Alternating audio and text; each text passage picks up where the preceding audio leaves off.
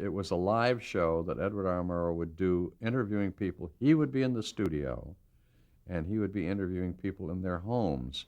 And the great claim to fame was not only his excellence as a host and an interviewer, but that the show was live in a day when it was quite primitive in terms of coaxial cables being all over the place. So they had to build towers next door to somebody's house high enough to send a signal to a dish that would be within a line of sight somewhere. To get the signals, they'd have to build a bunch of dishes, those big parabolas, to get the signals back to Chicago or New York or wherever to get it on the network. It was a technical nightmare to do that show. And then it was also very difficult because you'd be in a person's house and they actually walked from room to room and showed you these things and talked about them, but it was all live. They were showing memorabilia? Memorabilia and talking about the things in their homes. It was both, and they had a great mixture of people in Murrow's time. I mean, statesmen, and not only movie actors, but statesmen and writers, and it was what you clarify for me. Was Ed Murrow actually physically in those homes? He was never in those homes. He was always in the studio, and the crew and everybody were in the homes, and they put the two things together through the magic of television.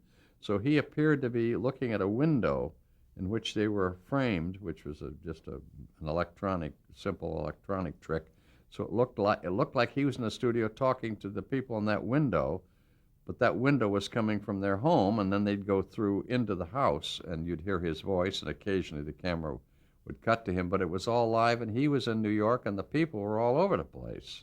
It was very tricky. When I took over the show... You didn't work with Edward I didn't. R. Murrow. When I took over the show, Charles Collingwood was the host, and I devised a way to do the show on tape, videotape, so that it looked like it was live. What we did when you saw it on the screen looked exactly like the Murrow way, but Charles Collingwood would travel to the house, and we put him in another room in front of a drape.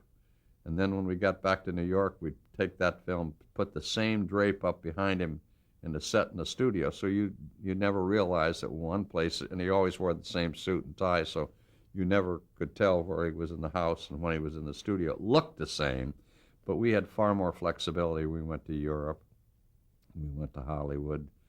We had, one time we interviewed Linda Christian, who was the then wife of Tyrone Power, a beautiful, sexy international starlet, riding in a fiacre down the Avenue Foch in Paris. I mean, we did all these crazy kind of interviews.